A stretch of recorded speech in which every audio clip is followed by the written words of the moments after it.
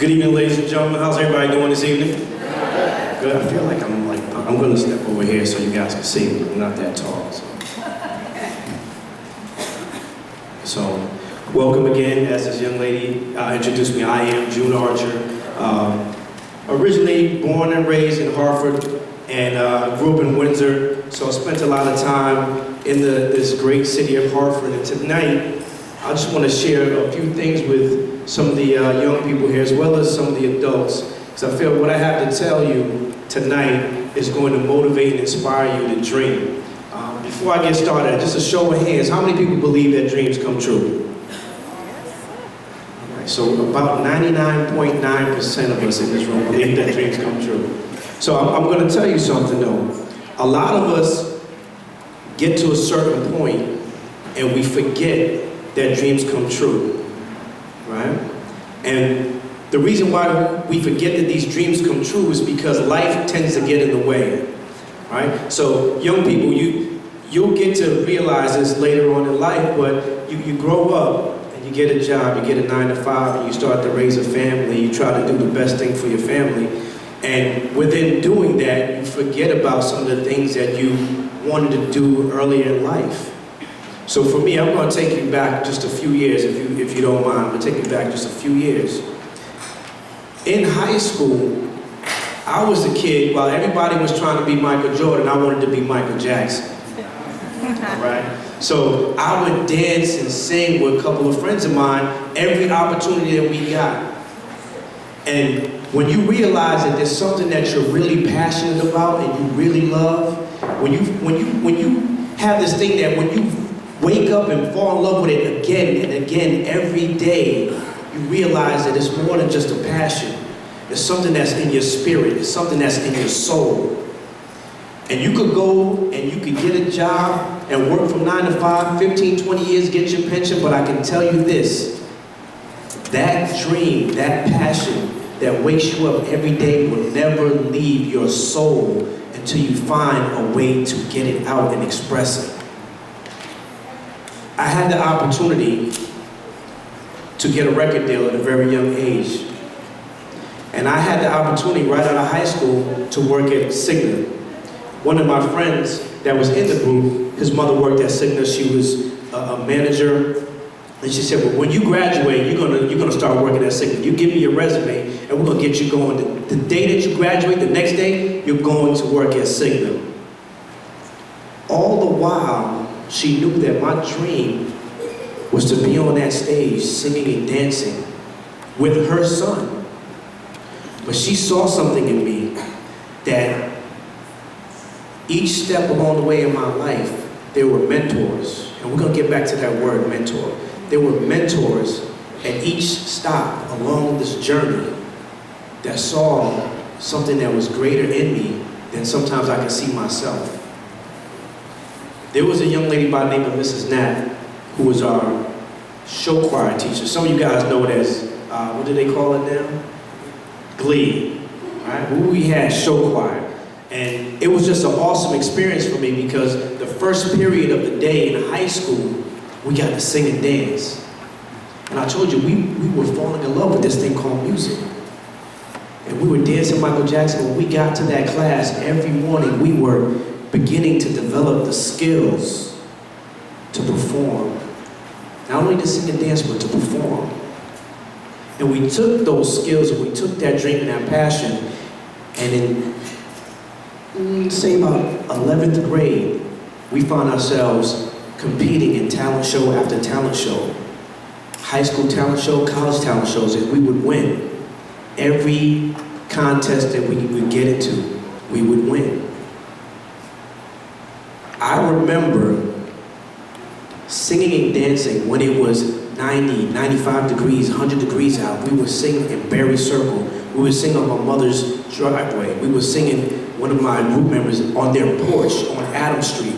People would drive by and say, what are you guys doing? You guys think you're gonna make it at the Apollo? And guess what we told them? Yes, we will. Well, you guys are from Hartford. There's no way that you guys are gonna make it to the Apollo. Matter of fact, there's no way you guys are gonna make it big, period. You're from Hartford. And we would sing and dance and look at New Edition and do the New Edition steps. And we would say, one day, we're going to be on that Apollo stage. And as the journey would have it, in 1989, we found ourselves at the Apollo Theater after winning a competition at the West Indian Social Club.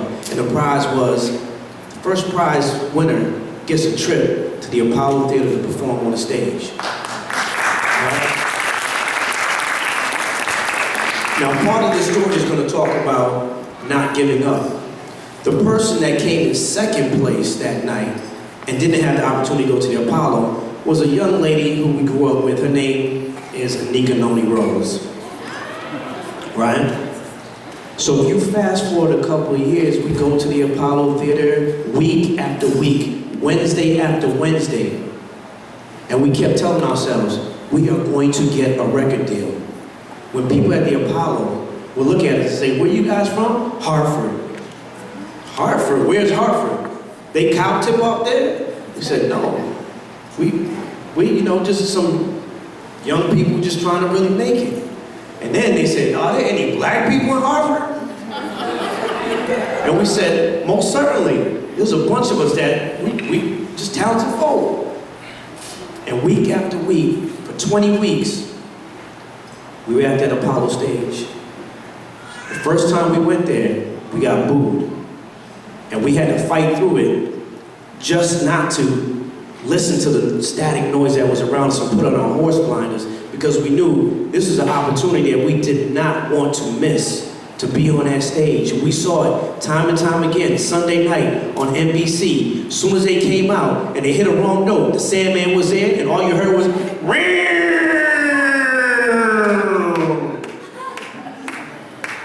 See, some of y'all don't remember the Apollo like I remember the Apollo. And some of you young folks, y'all don't know the Apollo. He got it, they tell you.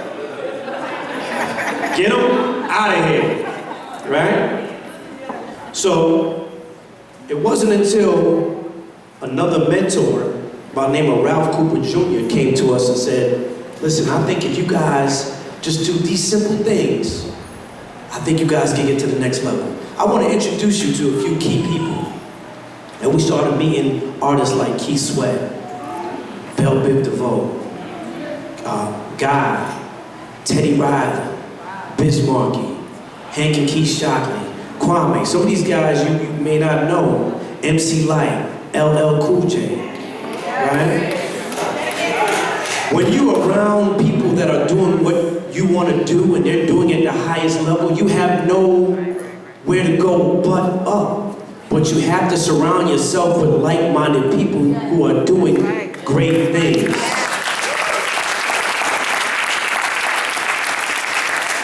So what am I telling you? The minute that I knew that I had a dream that I wanted to sing and dance, I was around 4 other guys that had the same dream, the same aspirations. They say if you hang with 9 broke friends, you're bound to be the 10th one, right? But guess what? If you hang with 9 positive friends doing positive things, you have no choice but to be the 10th. And inspiration comes by the way of just waking up and understanding that the environment that you're in provides you the opportunity to succeed. So when parents are telling you, I really don't want you hanging out with this person or that person, it's not always because they don't like that individual. It's because they see something that we don't see. And they want more for you. And they just want the best situation possible. And sometimes we can't see it because we're in it. And when you're looking from the outside, looking in, sometimes you see that some people, and I hate to say it, some people are destined for greatness, and some people are destined to just do absolutely nothing.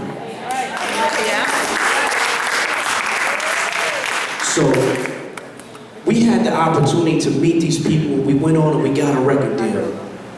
Now I told you that we would practice day in and day out, and people would tell us that we weren't going to make it. So the minute we got that record deal, we came home and we would tell people. And the young people call them haters, right? You guys call them haters. So the haters said, oh, y'all don't have no record deal. I don't have no record deal. Where's your record deal? When you guys coming out with a record? And week after week, we would be in the studio, back and forth to New York. working on our album. And in 1997, September, I remember it like it was yesterday. We saw ourselves on MTV, BET, VH1. You know, when they actually used to play videos, right? And it was the most awesome feeling because not only did we make it, but we held ourselves accountable to those who said that we couldn't do it. And not that we owed them anything, but we owed it to ourselves to make sure that we never stop dreaming. And young folks, when I say dream, let me explain to you what we did before we got the record deal. We would call ourselves every day, every morning, every opportunity we had. If I was at work, if somebody else was at work, if somebody else was at school, and we would act out exactly what we wanted to see. So we would be on the phone, man, we're gonna be on a power stage, and we're gonna come out, and they're gonna go crazy. And then we're gonna hit the song, and somebody's gonna hit the high note, and then we're gonna bow, we'll do this step, and they're gonna go crazy. And they're gonna chase after us. And we would say that every opportunity we get, and we would call each other, hey, you ready? We're getting ready to go to the hotel. And then after that, we gotta wake up and do an interview. Meanwhile, we were just here in Hartford, but our imagination and our dreams were so well beyond our current situation that we saw it. It was tangible. And what happens as young people and adults, we stop believing that there's a finish line. We figured, well, it didn't happen, so it probably won't happen. Well, let me tell you what happens with dreams. I had the opportunity to get the record deal, I told you guys that. But in 1999, as luck would have it, bad luck, too much, too fast, too soon, too young, like the VH1 TV specials that you see right now, the group broke up, the music stopped. And that was it. And I said to myself, what am I gonna do from here on out? Everything that I dreamt of, I lived to see before age 30. I was on TV. I was meeting celebrities that I admired. We were opening up for New Edition. Guys like Joe, Big Pun, Fat Joe. Guys that we saw on television ourselves that we wanted to be like. I saw myself in magazines. Some of you guys will remember these. Word Up, Ride On, Black Beat, Vibe magazine. These are the dreams that we had as young people. These are the things that we wanted to see. These were the benchmarks. See, some of us don't have any benchmarks anymore. We don't have, I want to do this by this time, and by next year I'm going to do this, and in 5 years I'm going to have this. And it's great to have that, but sometimes those things hinder you. Sometimes you just have to let it go and just go. Because I said sometimes we forget the finish line, but sometimes you got to act like there is no finish line. You just got to keep running. And some of us stop running because life gets in the way. But I'm here to tell you, life is going to be here. We're going to wake up and fall in love with what we got to fall in love with every day. But the minute you wake up in the morning, all right, let me explain it. Every day that you wake up in the morning is an opportunity to make another dream come true. Right? It's an opportunity to love a loved one. It's an opportunity to get something right. It's an opportunity to fix something. It's an opportunity to help someone. It's an opportunity to inspire someone. So if you can't make your own dreams come true, at least assist somebody and mentor somebody that they can make their dreams come true. Because we're in a place now that people are losing their homes, they're losing their jobs, they're losing their children, right? They're losing their minds, right? Why? Because we're just trying to make it to see another day, but we forget that when that day comes, we just have to be thankful that we even had the opportunity to make it to that next day. So, after the group broke up, I said to myself, I still love this thing called music, but I found myself going back into corporate America. And I was just telling Brother Clinton here earlier, I went back into corporate America and I got my time back when I was in high school, and I went on to do at least 15 years. And in 2003, my manager calls me into a meeting, And I'm saying to myself, it's not time for a one-on-one yet. I wonder why she wants to speak to me.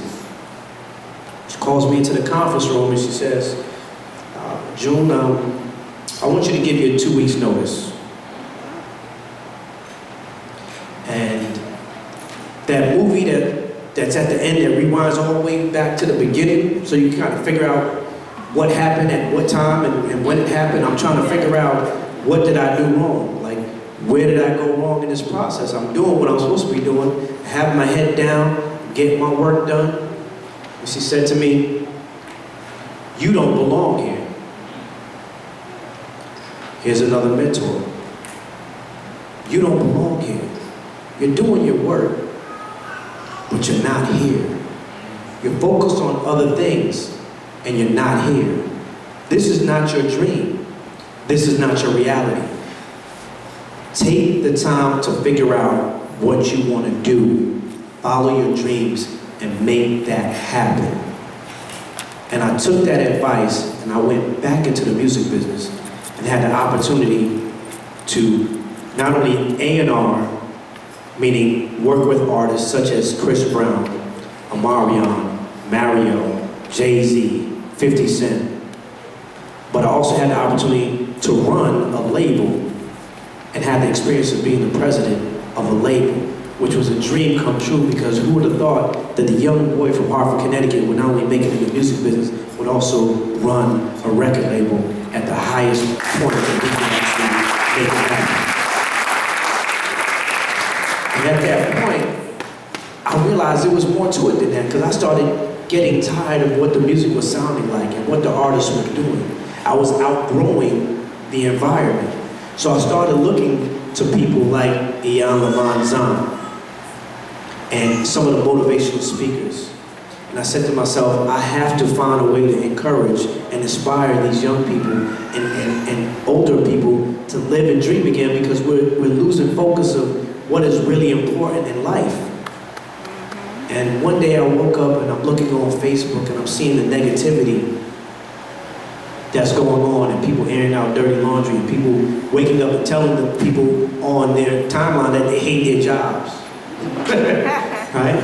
And they're not sure about life. And this person broke up with me, and that person broke up with me, and this person owes child support, etc., etc. And I said to myself, in this day and age, when we wake up, what's the first thing that we do? We're on Facebook, we're on Twitter, we're on Instagram. The first thing we do is we wake up and we check our computer.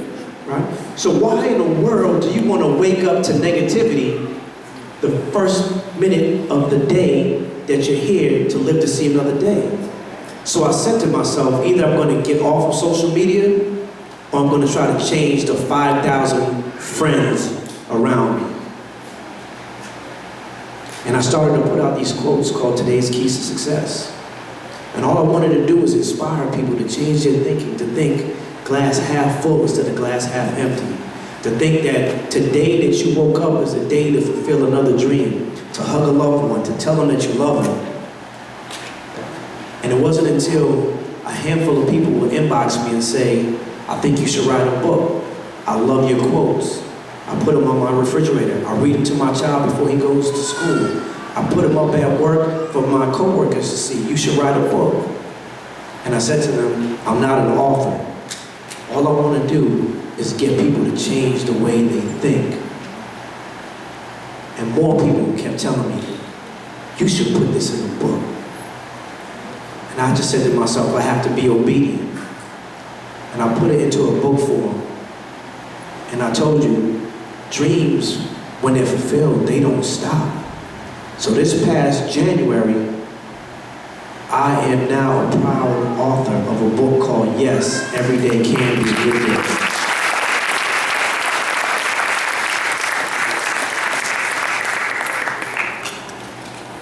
Not only was it a dream and it's fulfilled, but now I find myself having the opportunity to be blessed to speak to great people such as yourself. I never would have thought that I would become a motivational speaker or someone that tries to inspire people. It's so motivating, and it's overwhelmingly such a blessing to go out and talk to people, to just inspire them and just give them a word of wisdom and encouragement. A young lady here ran up to me earlier and said, I remember you came to my school and talked to me. Do you remember me? I said, yes, because she was one of the young ladies that just stood out. Then people stand out. You could tell the stars. You could tell the people that are destined for greatness. And I appreciate you doing that because it lets me know that I must be doing something right, and I'm going to continue doing it. I appreciate it. For young people, I don't have too much time left up here, but I want to tell you, I was a kid that had dreams, and I never gave those dreams up. Life got in the way, I promise you. I told you, the biggest dream I ever had, the rug was pulled out from under me. But even then, I didn't stop. Never stop dreaming, never stop believing. When you wake up, you have to say to yourself, today is the first day of the rest of my life. What am I going to do? So, I want you guys to put your hands up. I want everyone here to put their hands up, and I want you to repeat after me. Today, I want to hear you. I need you guys to really mean this. Today, I make a commitment to myself to be nothing short of greatness. I want you to repeat one more time. Today, I make a commitment to myself to be nothing short of greatness. Now give yourself a round of applause.